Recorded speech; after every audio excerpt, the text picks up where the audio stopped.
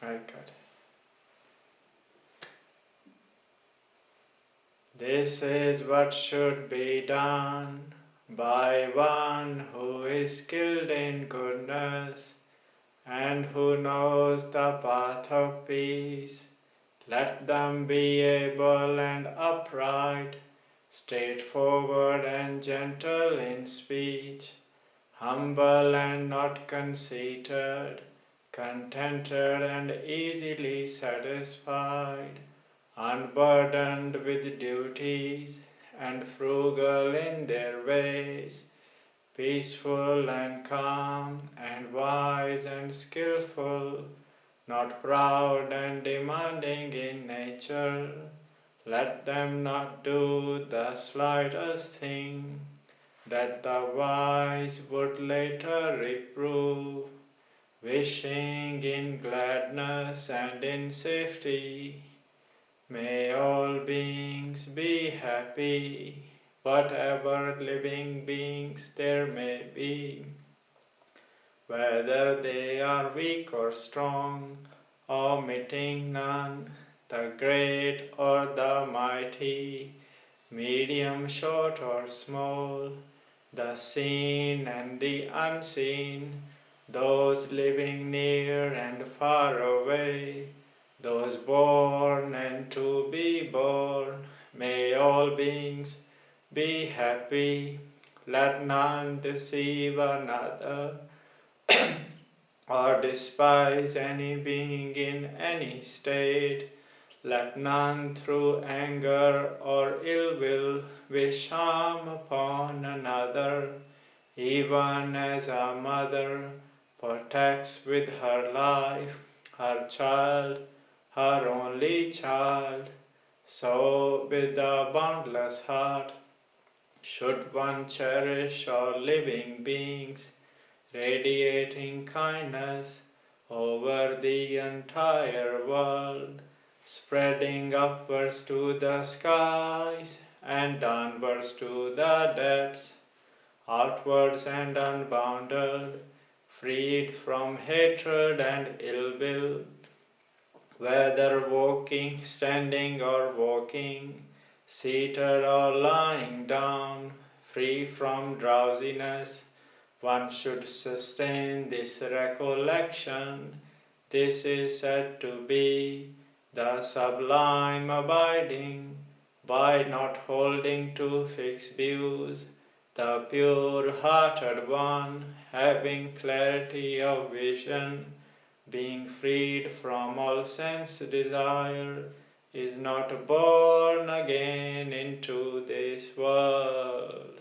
Sadhu, sadhu, sadhu.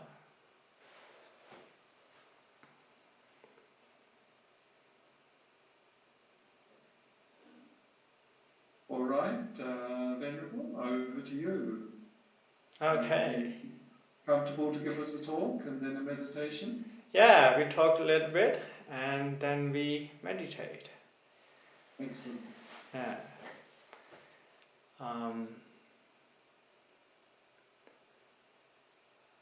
I was sort of like thinking just a little bit this afternoon. I was like, what should I talk about? Just before coming here.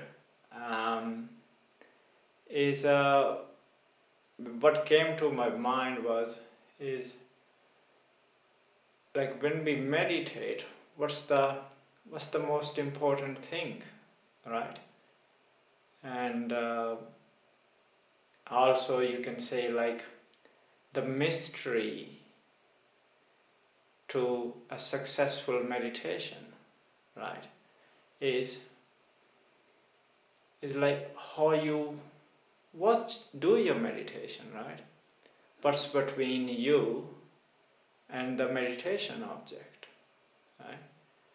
Because sometimes like people ask questions, they might say, oh, I heard this monk giving a talk, or their style of meditation, it's not according to the text, then they pull up these texts like Vishuddhi Marga or other sort of texts. They say like, this goes against it, right? They say like everything has to be step by step according to the book, but when you read the suttas, sometimes these things are not sort of like explained,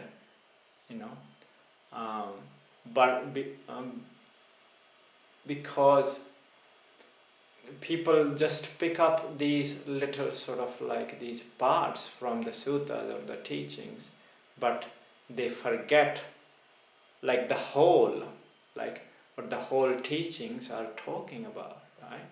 So it's really important, right, how you watching it, whether you are watching a breath or you watching your body, or any kasina meditation,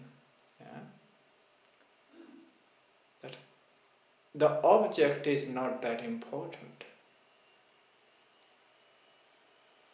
but what your mind state is. Are you watching it with ill will, with a desire, right? Are you watching it, wanting control, wanting progress in meditation? So this is actually one of the most important aspects, which sometimes like people forget.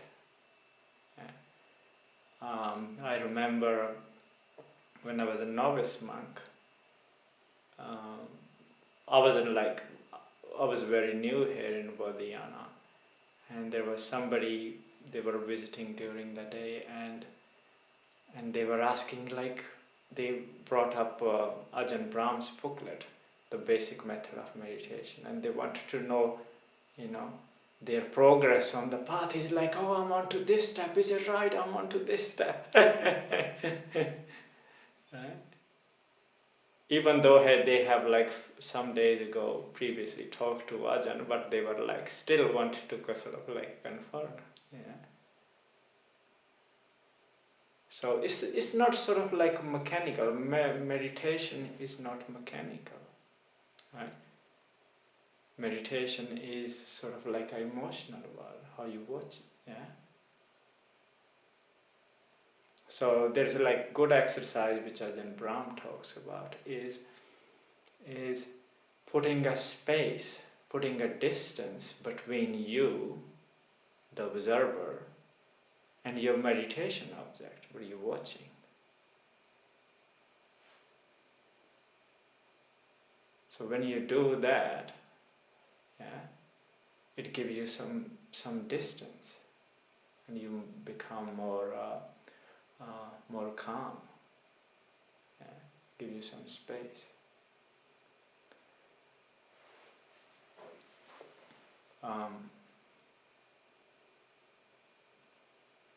And that's actually this is the space between you and the meditation. That's where you tend to find the 5 hindrances. That's where you can see them. And slowly, when you recognize them, slowly, you can apply the teachings and get rid of them. Because the reason they are called hindrances is because they obstruct you from getting into deep meditation. That's why metta. Metta is really powerful meditation, because it softens your mind. Basically, it tends to get rid of the defilements between you and the meditation object very quickly compared to other sort of like meditations. But sometimes like people are sort of like not ready to do the metta. They are too tired. They don't have energy. People tend to feel sleepy, or they just don't in that mind state to be kind, because people tend to be busy in their day-to-day life, yeah. And when they put their mind just on the body or the breath, they tend to feel sort of like tired. They don't have enough energy to sort of like re-energize themselves, let alone sort of like be sending this sort of like, I don't know, metta to others or this body. It's tend to happen sometimes, but not the case always. So we can do some meditation now, and then we'll sort of like see how we sort of go. Yeah. Just focus. We normally do around 30 minutes meditation, Venerable, if that's all right with you. We can do more. I can see people shaking their heads, Venerable. So let's do 3 hours, just like Ajahn Chah used to say. Let's do 3 hour meditation.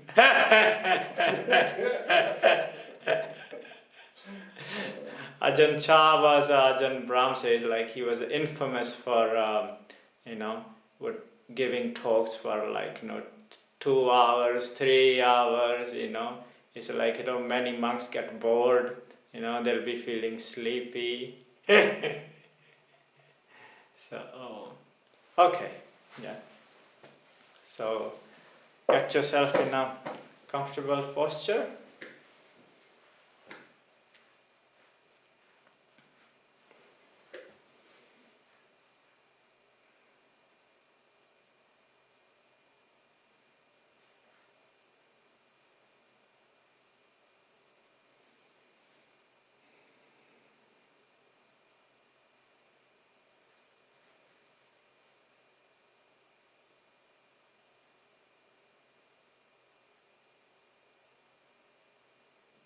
So we start off by closing our eyes.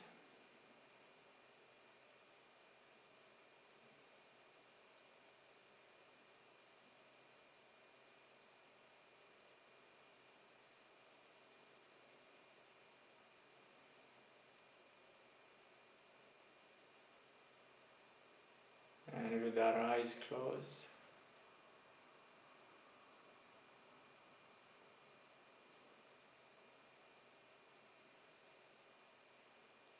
first of all, bring our attention to the body.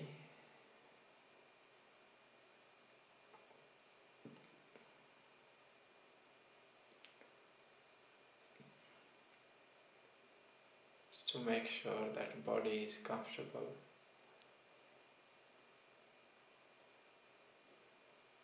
So you can sit with ease for next 30 minutes or so.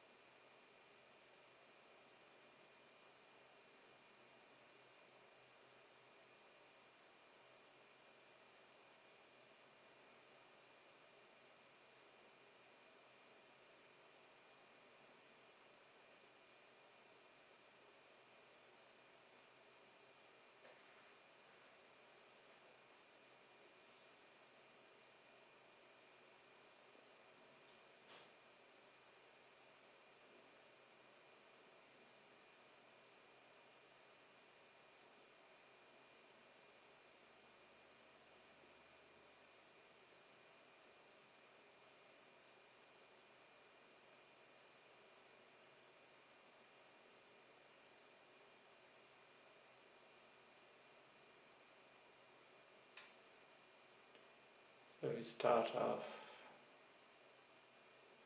putting our attention on the sole of your feet.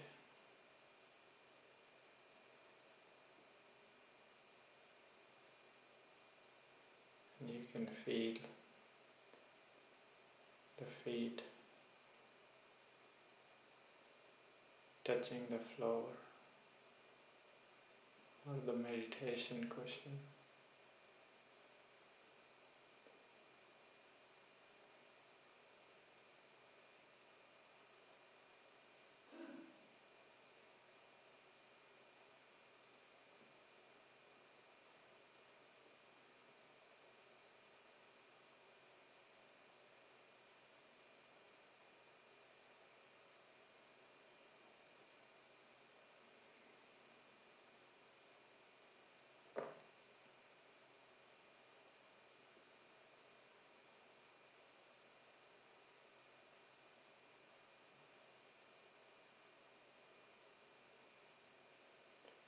And then we slowly move upwards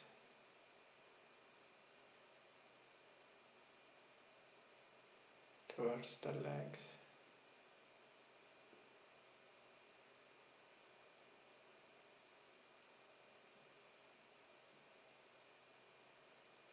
And we try to be really aware how we're watching the body.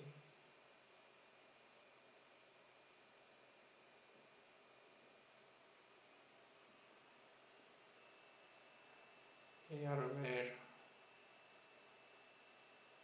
what's in between the observer and the observed.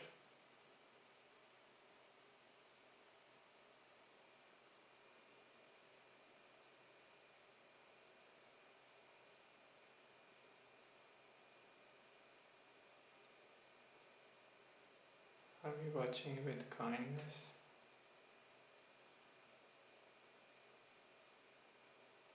Or are we watching with control?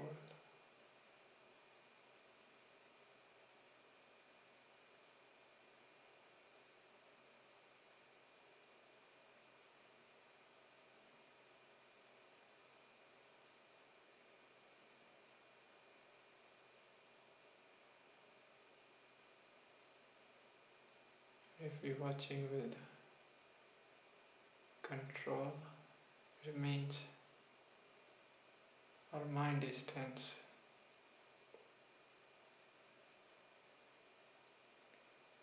And if we're watching with kindness, it means we are relaxed.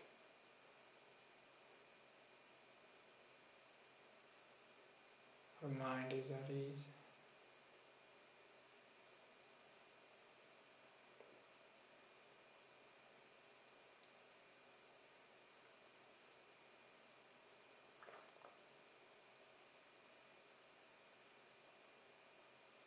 Now we move the attention upwards onto the thighs.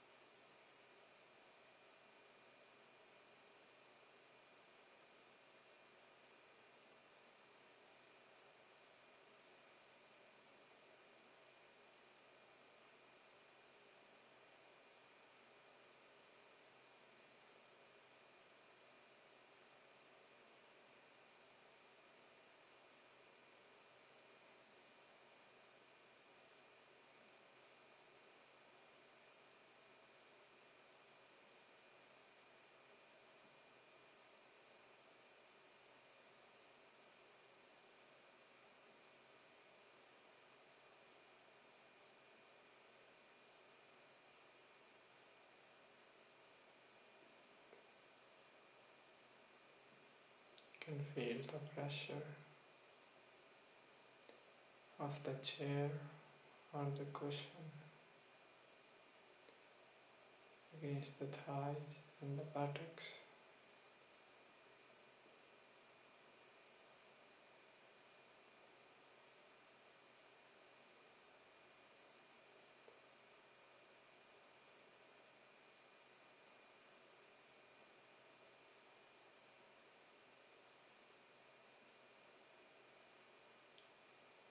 really important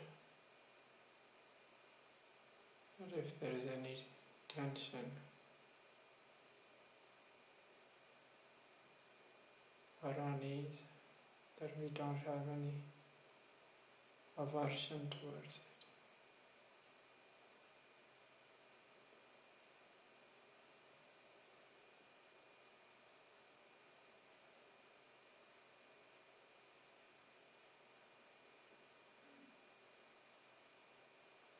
The best thing we can do is just be content in this moment and kind.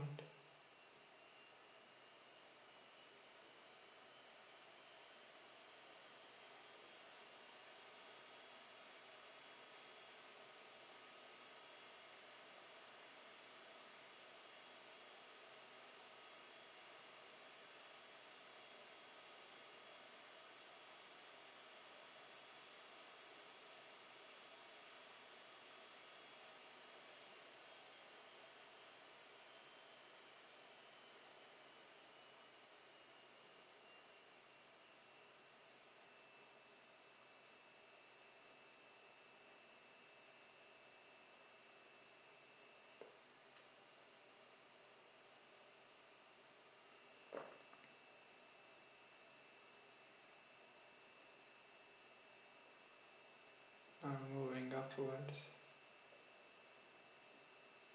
we bring our attention on our belly and the chest area.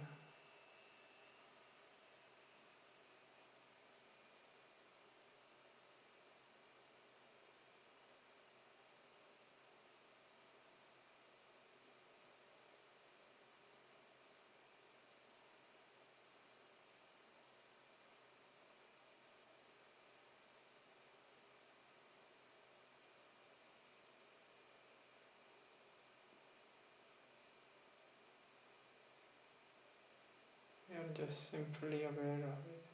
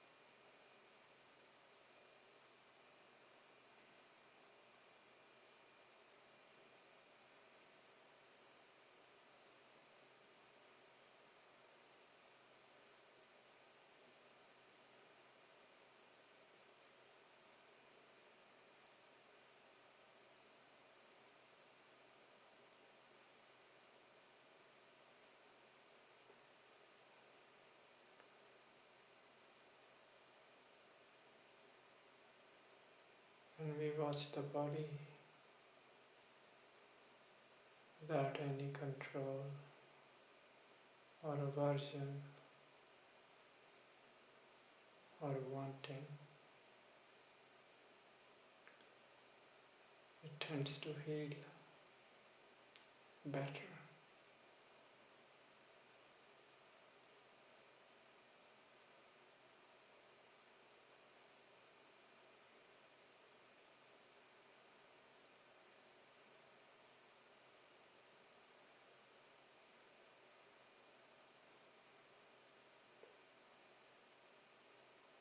And we move our attention to our back.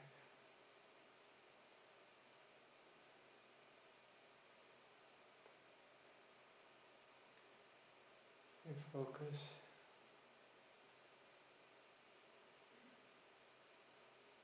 from our buttocks up towards our neck.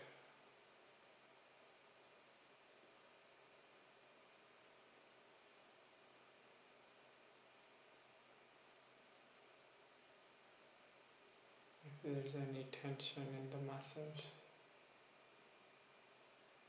just let them relax.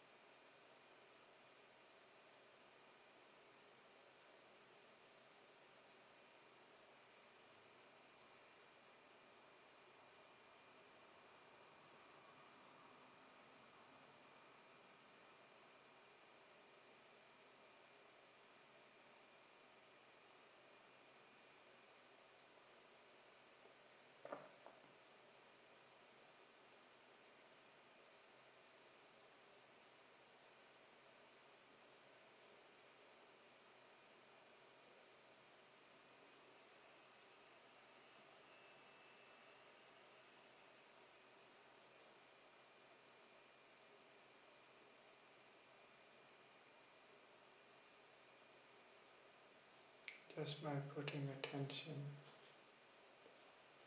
onto your muscles, they become relaxed.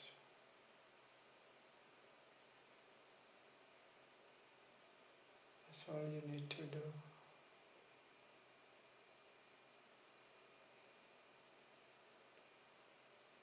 Wanting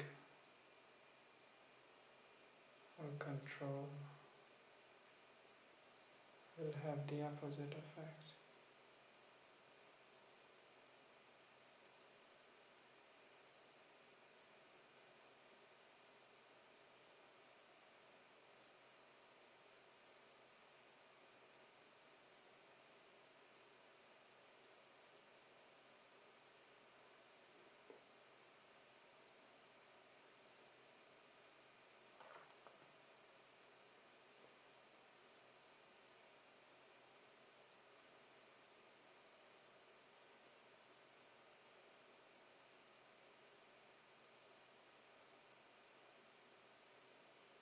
Gratitude for your body, for all the work it has been doing for you over these years. And you bring that into your mind.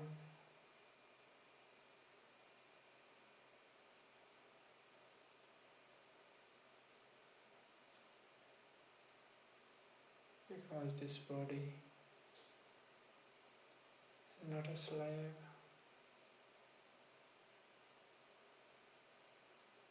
We don't own this body.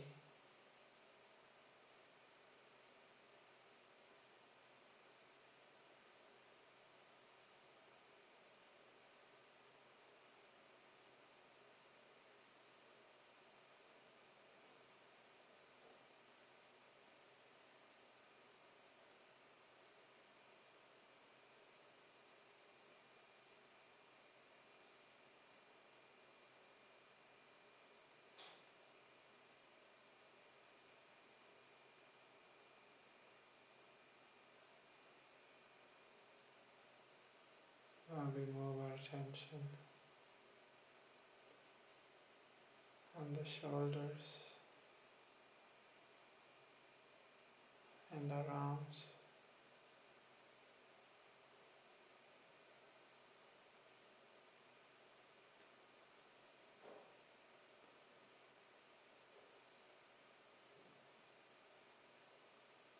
You can feel all the sensations in your hands,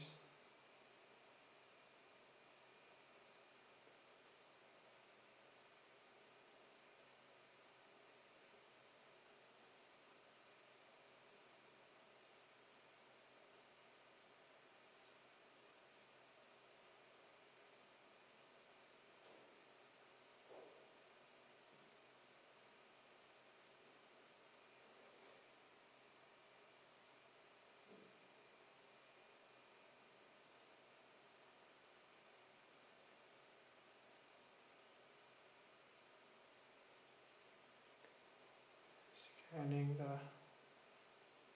arms from the shoulders up to the tip of your fingers with kindness.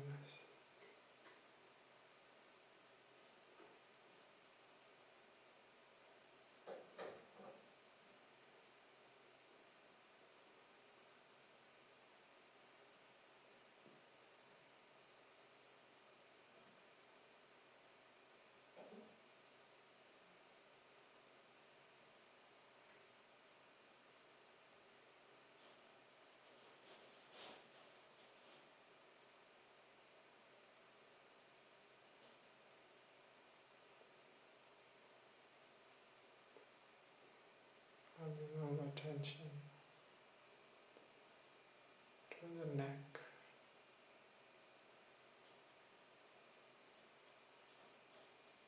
and the face.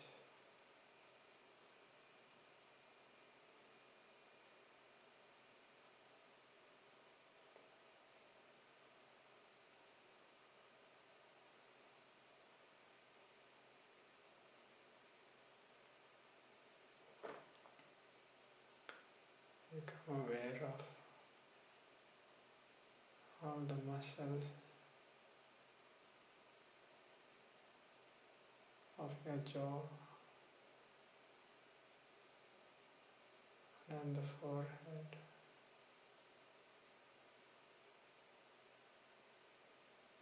and allow them to get relaxed.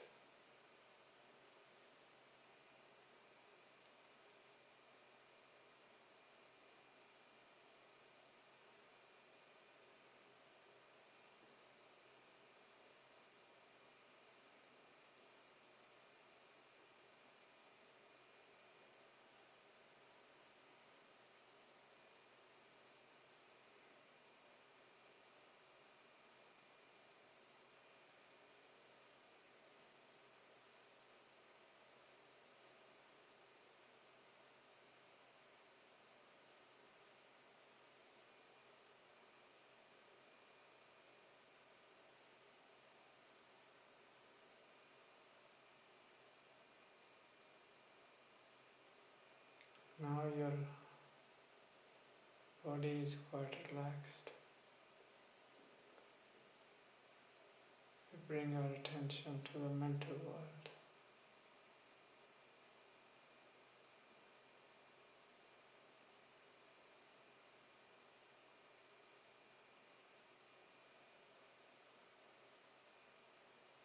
We become aware what's going on. Where your mind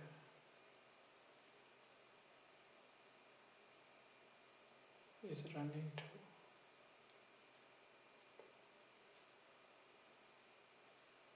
Is it going in the past? Or is it thinking about the future?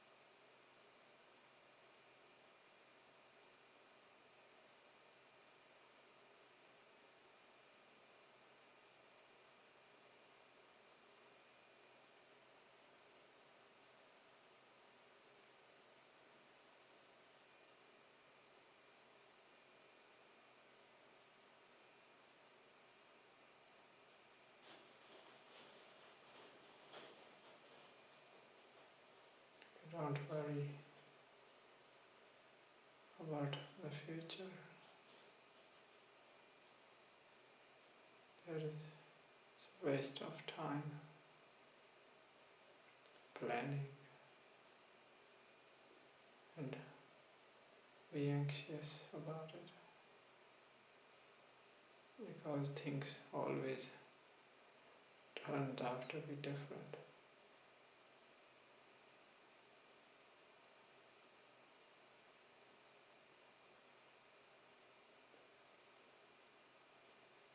And the past is gone. We don't have any control over it.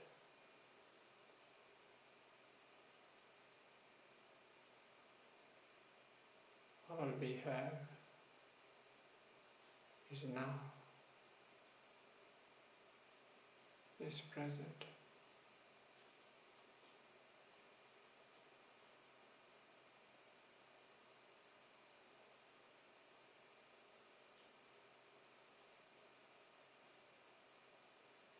So we try to stay in the present.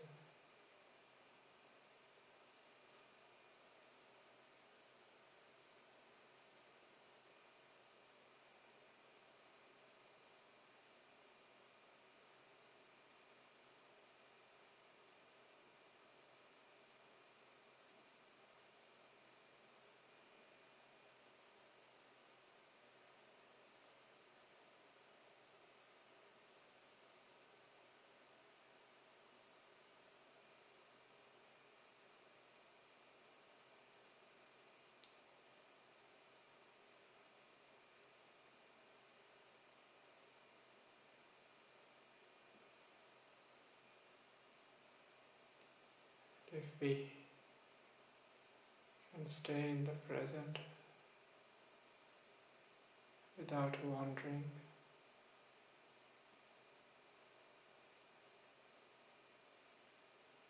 it builds the foundation for a deeper meditation.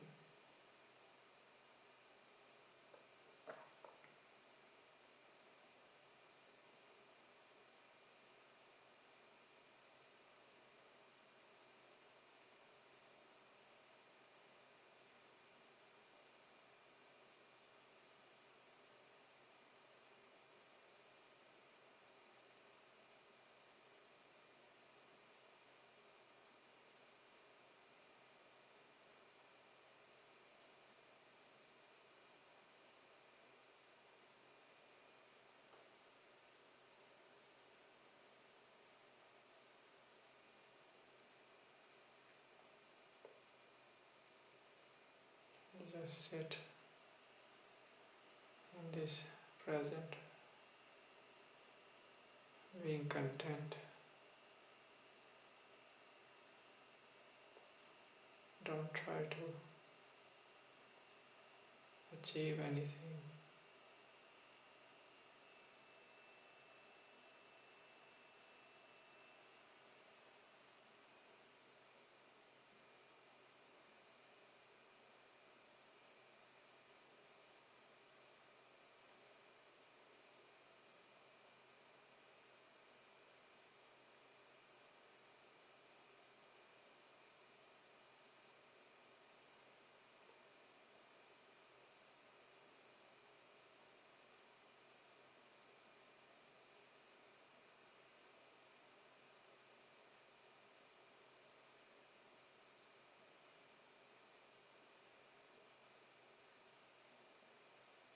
We are grateful that we get this opportunity and time to meditate.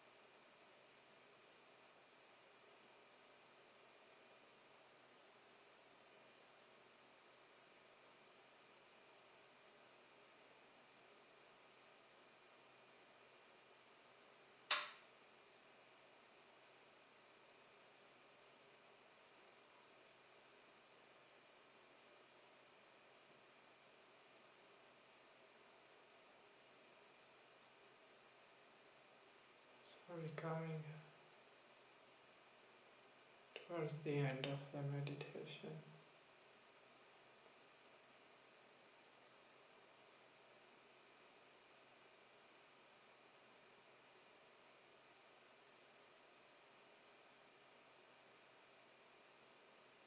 This is a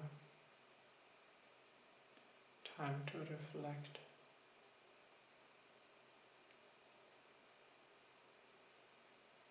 What did you do in your meditation differently?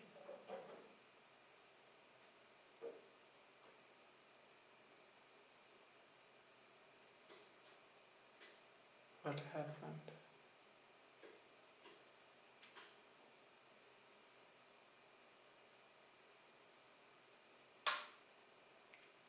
How are you feeling right now?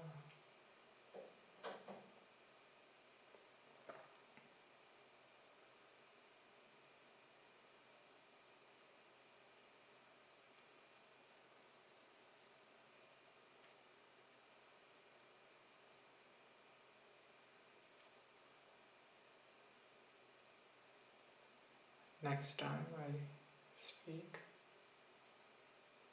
we'll come out of meditation and open our eyes.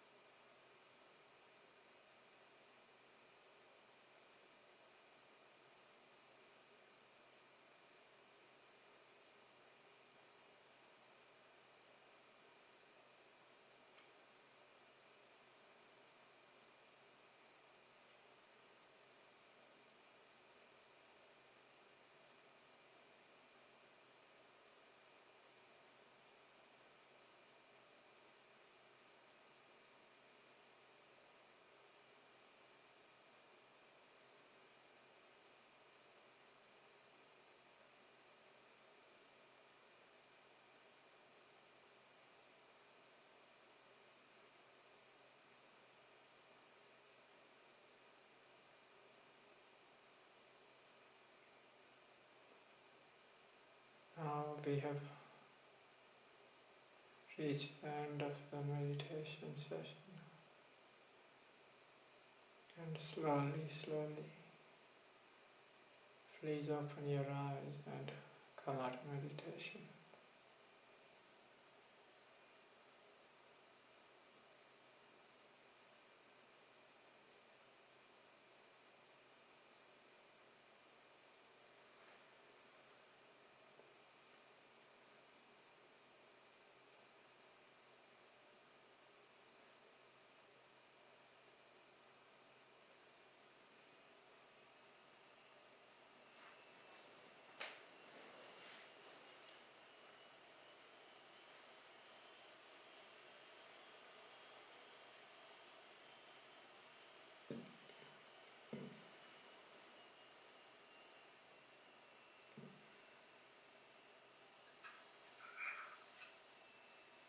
Thank you, Venerable, for a most peaceful meditation.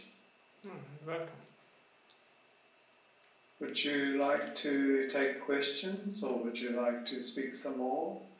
Sure, yeah. Questions or comments or any feedback on the meditation?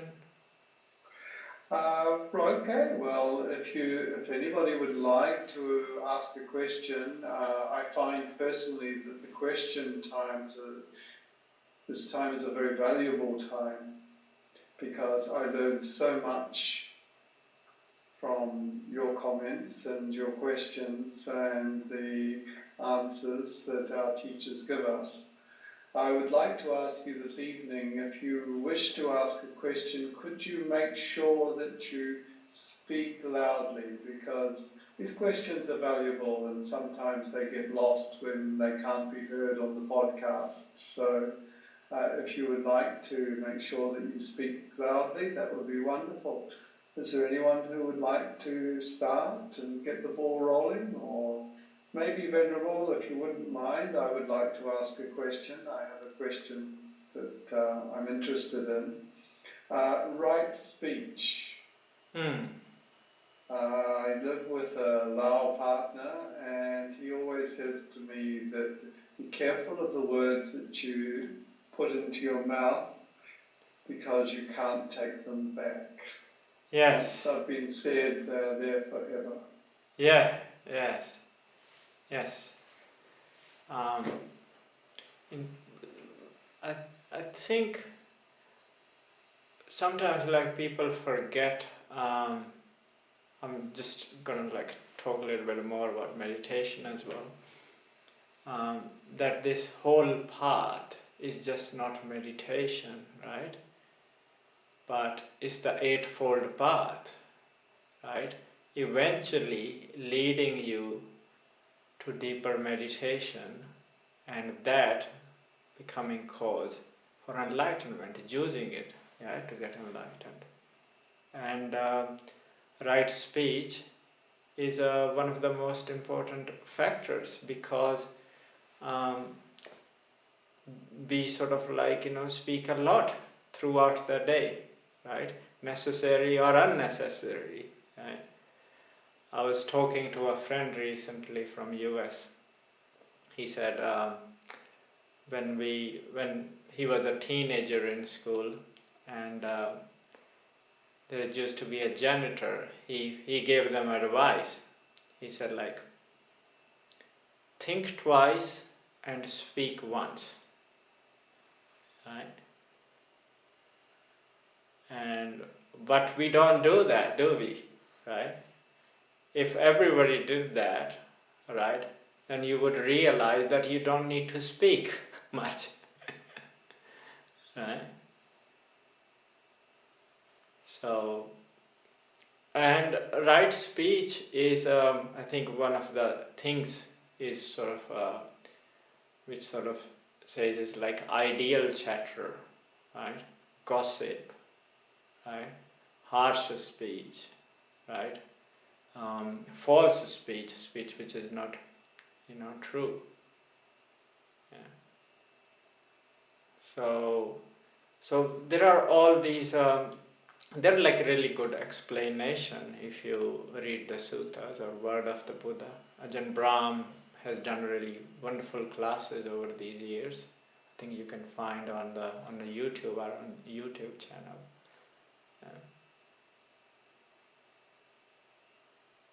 That like you can see like so many conflicts or can happen from sort of like wrong speech. Yeah. Right speech, on the other hand, yeah, is also staying silent as well. It's sort of like mentioned there in the suttas, right? So that's why you can see in the monasteries, sometimes like the monks or the nuns, they're quiet. Yeah? So it actually, what it does is sort of like empowers your mind.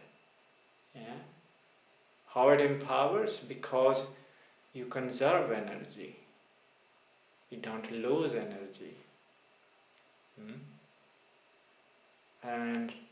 And when we speak less, when we tend to be very careful what we say, and if we got some guidance from the teachings of the Buddha, right, and then we can use it as a very sort of like a powerful tool. So when our speech is kind and truthful and wise, it has positive impact on other people. And it's also later on sort of like it gives us energy, if you're talking about the Dhamma, it gives you energy later on. But the thing is, these things are kind of like a subtle, so we can't see it instantly. Sometimes we can. So, very important part of the path. But when you're a lay person, it is a bit hard, because you have to work. It's probably good for retirees sometimes, unless you're not looking after your grandkids.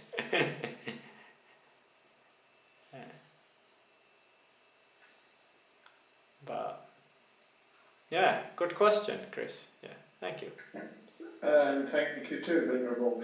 Yeah. Okay, would somebody else like to ask a question? I'm sure that you've all got questions on your mind, considering your own practice and lives and meditation. So please take this opportunity now. Can of course yes, Tony's got a question here. Tony. Thank you, Chris, and thank you, Venerable. I wonder if you could share your thoughts on acknowledging and accentuating the good motivations behind people's words and deeds, but when they say them in not so kind or so what you find is helpful ways. Their intention is good, perhaps, but it comes across as hurtful sometimes. Just a bit of an extension on the right speech, perhaps. Well, if you can see it like that, their intention is good, that's what matters the most, right? Because what speech is like, if you look at the Eightfold Path, first is right view, right? Then is the motivation, which Ajahn Brahm liked to say, or intention, right? From our intention, then comes the speech, right? Because it first needs to come up in our mind, our intention, then we say the things we say, right? So if people are sort of really mindful, then they can see it. There's always sort of like, there is some sort of like a motivation or intention,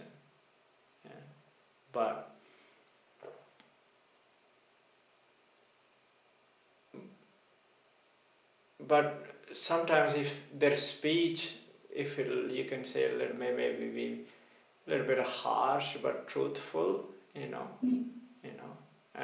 but you can see their kindness. Maybe they need to sort of like learn, right? They need to work on themselves, But you just give a benefit of doubt. Try to look at the good things. That hey, their intention is good.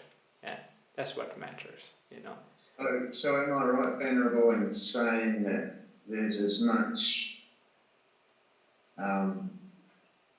responsibility on us to identify the right intent or acknowledge the right intent despite the fact that some people are better at conveying. Yes. Because sometimes it's not like people's first language, right? They don't have much vocabulary. Certainly. Yeah. Sometimes people, you can see it like they know the vocabulary, they're really good with the language, but their intention may not be good, right? It may not be like, the speech might not be truthful, but to you it may seem like, oh, this is wonderful, this person is great. Yeah. So, but if you kind of like come in contact with somebody regularly, then you can sort of like, see at what sort of like, what kind of their personality is, intention on the path, what matters. That's the most important thing. Yes, that's true. Yeah. Thank you, Venerable. Yeah. Even though Buddha says is like even the speech is truthful but a bit harsh, and he's saying that you need to improve that. You need to be more skillful and come up with ways. But as we're saying there could be a language barrier, or they might have some disability. Or it's just their personality. Sometimes it takes a long time, or maybe lifetimes for people, to work on that. So just focus on the goodness. Lovely. Thank you very much. And thank you too, Tony, and thank you, Venerable. I have some questions in the chat, Venerable. Yeah, Are sure. you happy if I read them for you? Yeah, sure, please. Okay, this is from Ferran in Spain. He says, thank you, Venerable. I have a question about metta meditation. I find it very difficult to send metta when I move to a neutral person, someone I don't know at all. Do you have any advice on this? Yes, so if you, I was just wondering, is he starting metta, giving metta to somebody he knows, a family member or a friend? Yes? Yeah, hello. Okay. I try to make the whole round of people I know, someone that helped me, or what, different variations. But when I even for me it's easier. It's easy even to send metta to someone who caused me harm. But I don't know why when I move to a person who is neutral to me, my mind starts to wander and I get distracted very easily. Okay. Yeah. I think there's another way to do metta. This is actually what you're doing is like very standard. It's like I have come across a lot that you start doing metta to sort of like the person you know or a loved one, and then you move to a neutral person, and then you move to a person you have difficult relation with, right? What I do metta is, there's a sort of another way, is you imagine a scenario, right, where you sort of like, doing some act of kindness, or being friendly to anyone, right? You can say a cat. I can see Martha's cat over there, right? So, or a dog, or a stranger, right? Just any kind of like be imaginative to sort of like, do some sort of experiments in your meditation, right? And so it sort of like brings this sort of like, this feeling of kindness and this softness. Then you can start sending metta to your area, any suburb, your nearby suburb, right? You don't need to move to a person. You don't need to bring these people into your mind, right?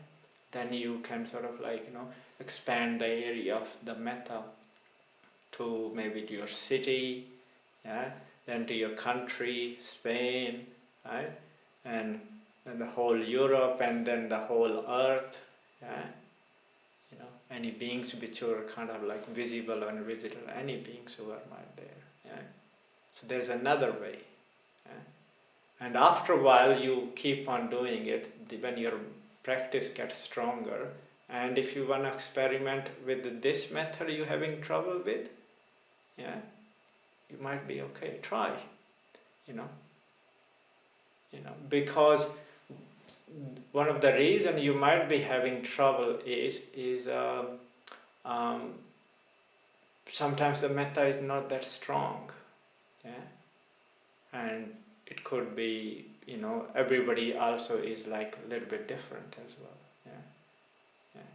You can also, maybe you can come up with your own method, yeah. Yeah. So. Thank you. Yeah, give it a go. Yeah, no, you're welcome. Yes, thank you, Farron, and thank you, Venerable. Venerable, we have a comment from Fion in Paris. It's always inspiring to hear about how monks and nuns go forth and letting go. Would Venerable like to share some of his experiences in life? And we thank you for your teaching. Okay. That's the message from Fion in Paris. Okay. So they want to know why I went forth, is it? Well, yes. Oh, okay. So, and about letting go of the world and living in a monastery. Okay. Well,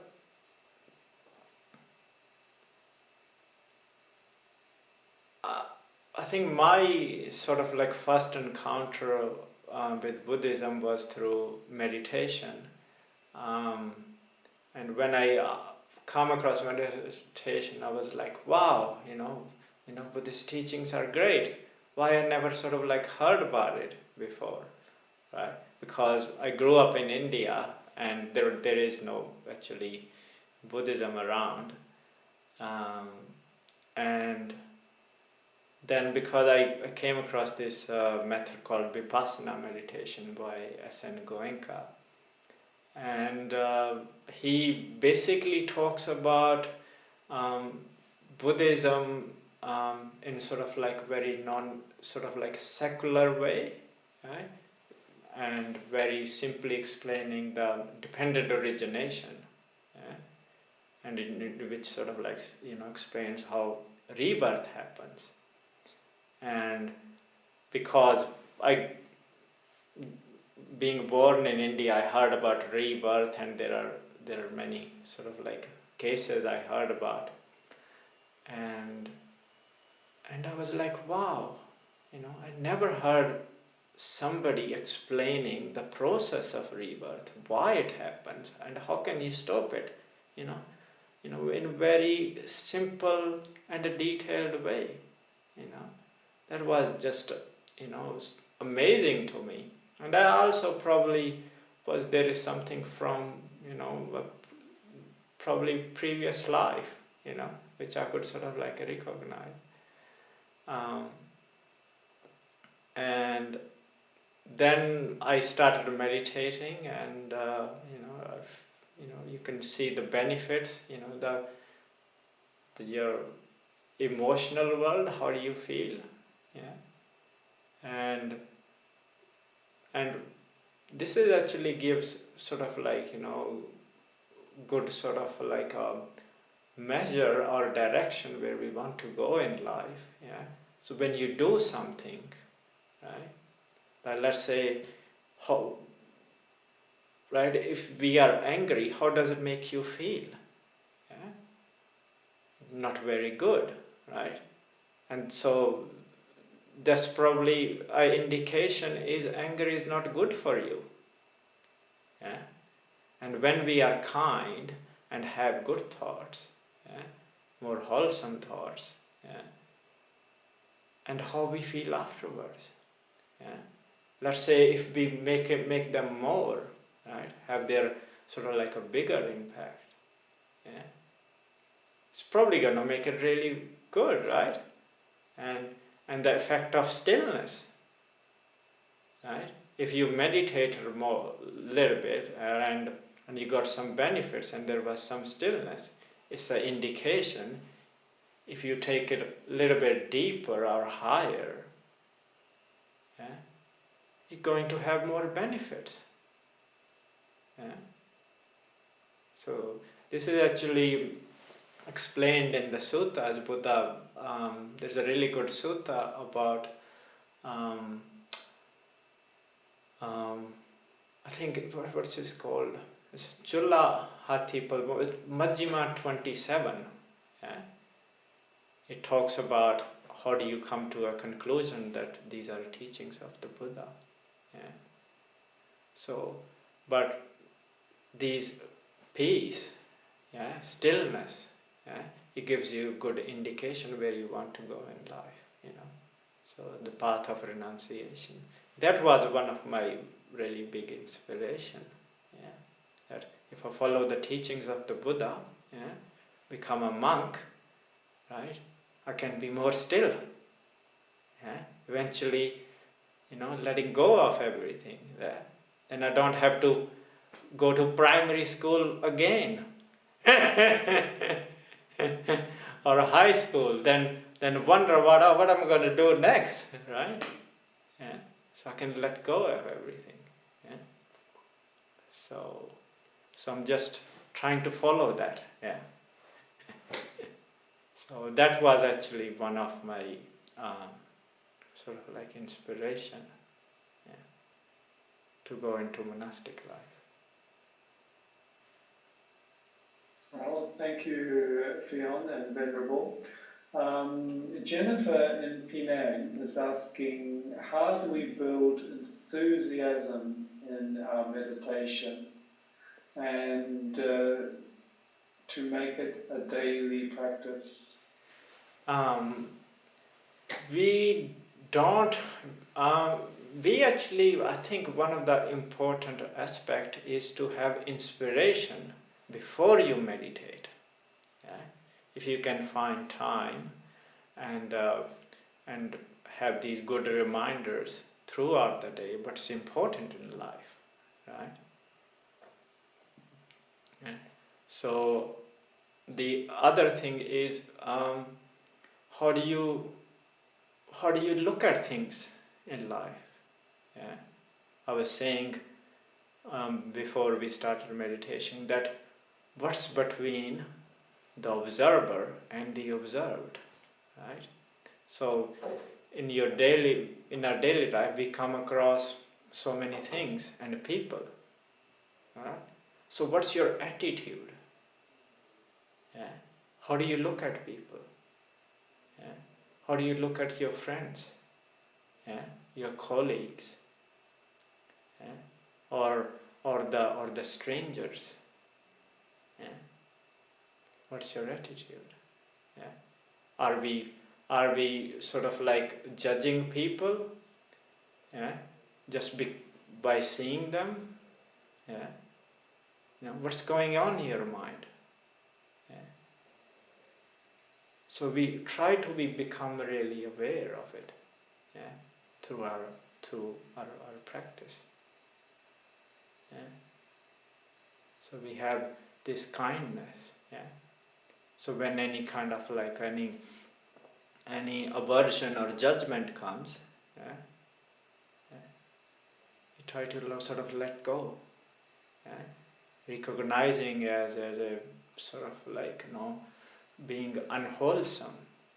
Yeah.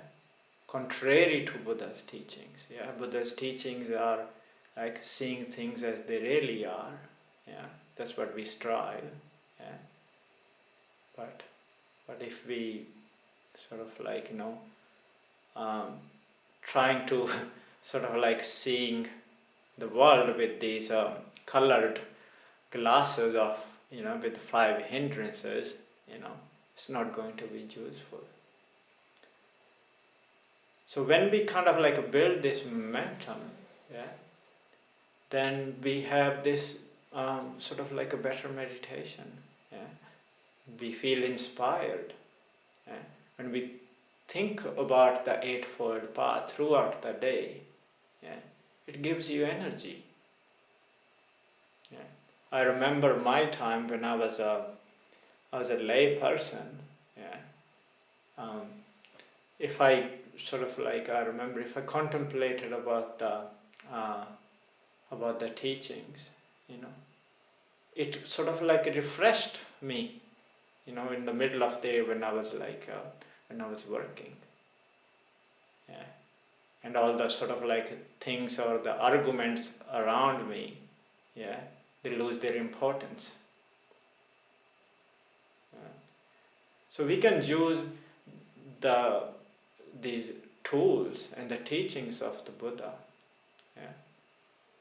So tiny little things that we do throughout the day, they all add up. And when we sit at the end of the day, you may not remember them,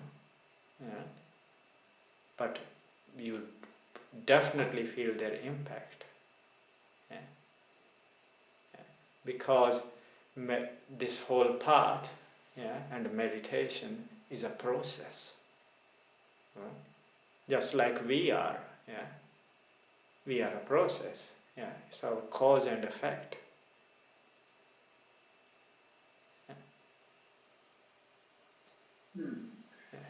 Thank you, Jennifer, and thank you, Venerable. We have another question in the chat, Venerable. When we are at work, we are supposed to work faster, and when we meditate, we slow down and we become calmer. I find it hard to switch between these two situations. Could you please share your thoughts and guidance? Oh, I have a solution for you. Become a nun.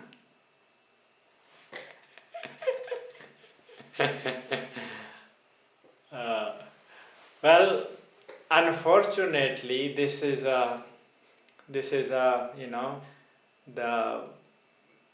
what do you call it? The bad kind of like aspect of being in the world, right? We try to sort of like take advantage, work faster, work harder, give it 100%, or maybe more actually. So that's why like the world and the spirituality, the path, they kind of like go in different directions. But I'm not sure what kind of work you do. If it's a work where you have to think a lot, it can be draining. But you can develop these sort of like mantras, as you were saying, as I was saying earlier.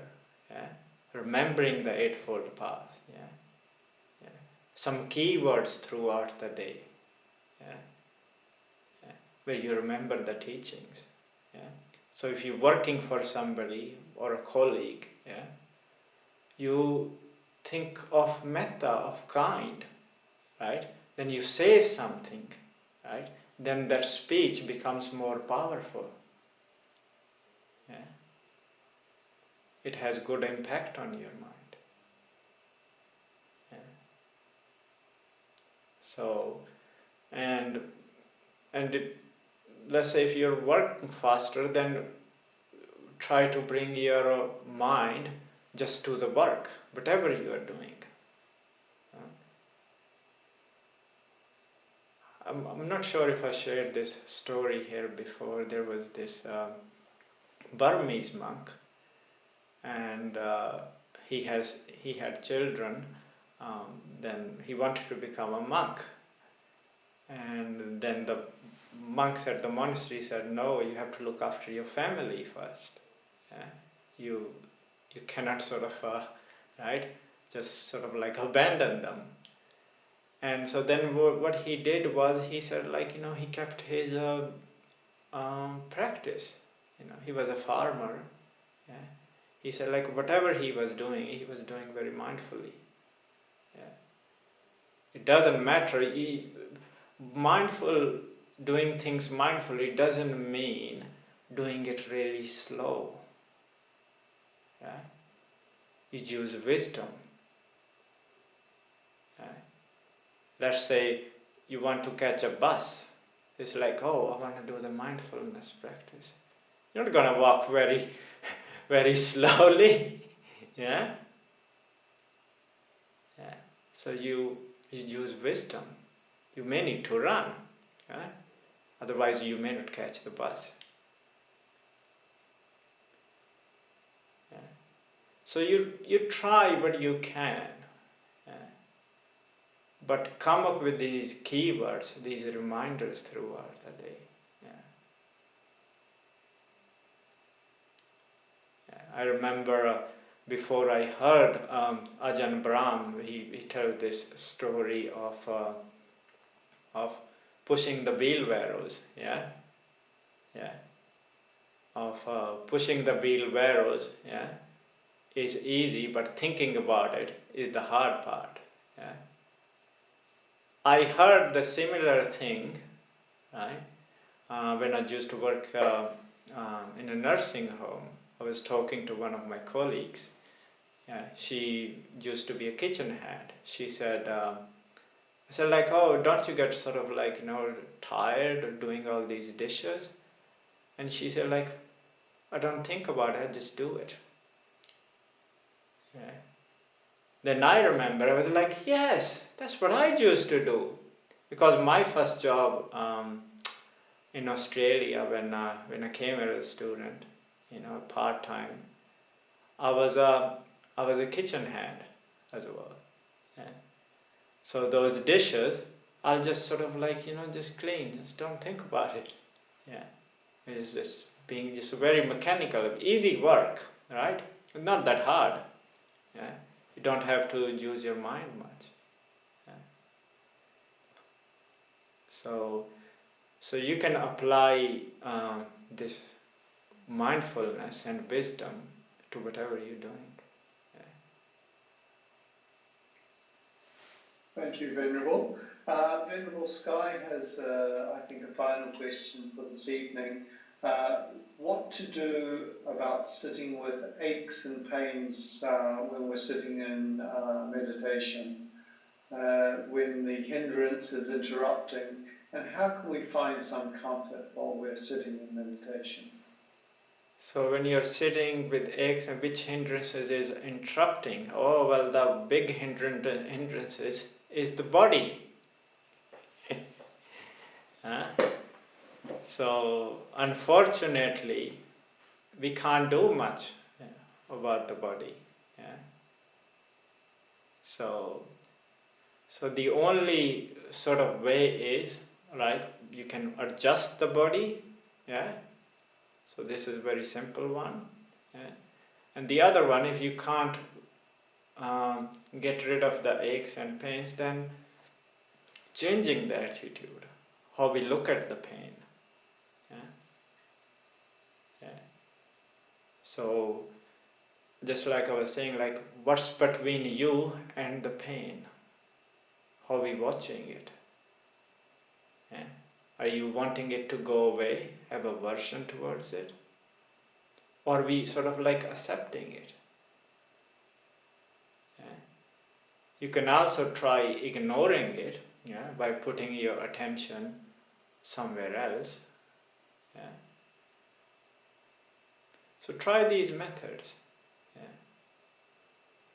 Yeah. Ajahn Chah, I remember Ajahn Chah reading in his one of his talks. He said like, when he was a young monk, he was meditating, and he was like, so firm that I'm gonna meditate this long.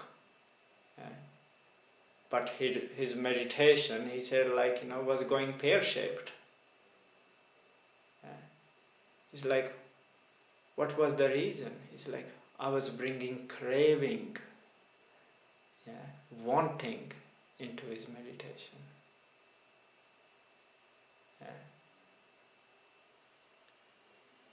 So try to be mindful, how you doing the meditation. Object is not important, how you doing the meditation.